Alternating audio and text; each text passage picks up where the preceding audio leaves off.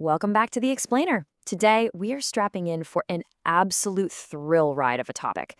I want you to treat this like an in-the-cockpit simulation because we're looking at how pilots identify, manage, and ultimately defeat their absolute biggest in-flight threat, the aerodynamic stall. We're going to explore exactly what happens when a plane loses lift and the highly precise, completely counterintuitive steps required to save it. Okay, let's dive into this. Here is our flight plan for today.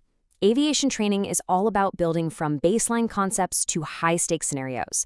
So we'll start with the anatomy of a stall, run through the hassle safety checklist, break down the standard recovery method, tackle managing a wing drop, and finish up with power and flap stalls. All right, part 1, the anatomy of a stall. What actually happens when lift fails?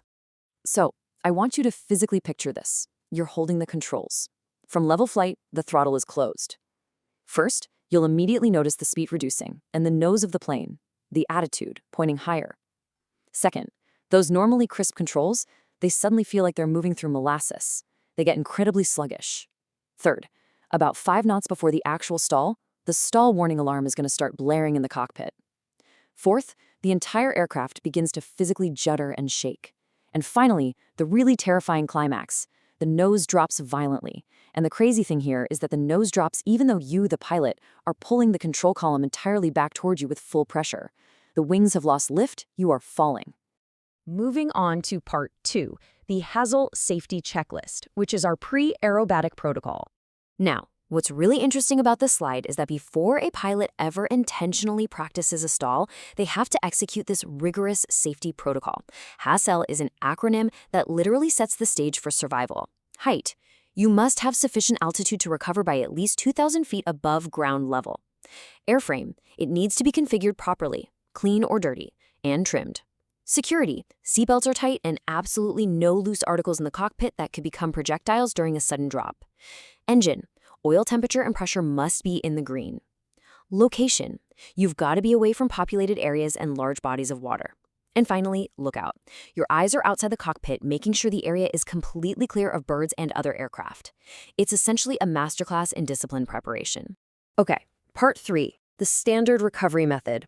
How do we actually save crucial altitude? So let's contrast 2 methods here. Because the goal isn't just to recover, it's to recover while losing the absolute minimum amount of altitude. In a basic, non-standard recovery, the pilot simply moves the control column forward to unstall the aircraft and increase speed. It works, sure, but it's really not optimal. But in the standard recovery, the action is stick throttle. You simultaneously move the stick forward to lower the nose and push the throttle wide open to maximum power. It's a decisive, simultaneous dual-action maneuver. So why does this matter? Well, if you use the non-standard recovery, just pushing the stick forward without applying power, you're going to suffer a massive 200 to 300 foot loss of altitude.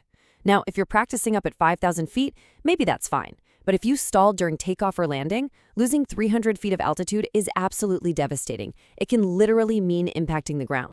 So the crucial point is 100. By using the standard recovery, that stick throttle method, a pilot limits their altitude loss to just 100 feet. By adding maximum engine power the exact second you pitch the nose down, you power out of the dive drastically faster. It is for sure the superior, life-saving method that every single pilot has to commit to muscle memory. All right, part 4, managing the wing drop. This is our complication. Put yourself back in that left seat for a second. The alarm is blaring, the plane is juddering, the nose falls, and suddenly the plane sharply banks to the left as the left wing drops. What is your immediate, intuitive reaction? How do you fix a dropping wing? You probably think to turn the steering wheel, the ailerons, to the right, wouldn't you?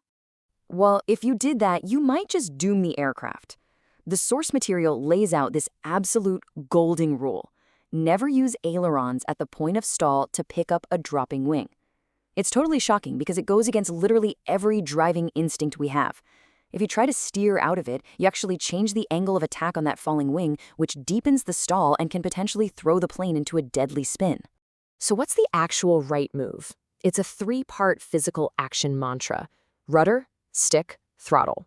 Think of it like a choreographic sequence that saves the aircraft. First, step hard on the opposite rudder pedal to prevent the plane from yawing and to coax those wings back to level. Second, push the stick forward to unstall the wings. Third, punch full throttle simultaneously. It's a rapid-fire sequence, rudder, stick, throttle, that levels the wings and eases you safely out of that dive.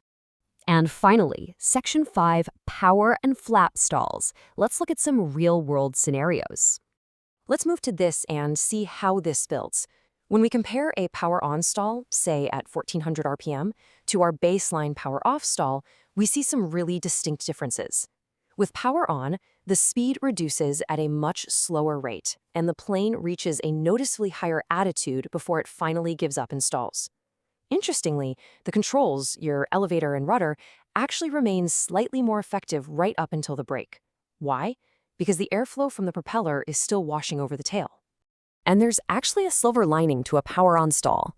When you execute your standard recovery, you actually lose less height than in a power-off stall. Because the engine is already spooled up and responding quickly, and the propeller wash gives you much better elevator control, you can pull out of the dive sooner.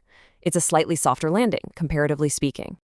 Now, let's contrast a clean configuration stall with a stall where the pilot has the flaps down, simulating a landing approach with the engine at 1600 RPM. This is a totally different beast. With flaps down, the speed bleeds off at a much faster rate. The plane stalls at a lower attitude. The controls become far less effective for that exact same speed. And that physical shake we talked about earlier, it turns into a highly pronounced violent judder. And this brings us right back to our high-stakes theme of altitude loss. A stall with flaps deployed results in significantly more height loss during recovery. Those flaps create excessive aerodynamic drag, and when you combine that with the lower nose attitude, the plane essentially sinks like a stone before the rudder, stick, throttle recovery can fully take effect. This is exactly why stalling on a landing approach is so historically dangerous. Altitude is incredibly unforgiving. It's basically a pilot's currency, and a stall spends it rapidly. As you've seen today, the correct actions, stick, throttle, or rudder, stick, throttle, can literally be the difference between a 100-foot dip and a 300-foot disaster. So leave you with this final provocative thought. In that split second of terror, when the warning horn is screaming and the nose drops, will your muscle memory default to the standard recovery to save your life? Thanks for joining me on this explainer. Keep learning, stay focused, and I'll catch you on the next one.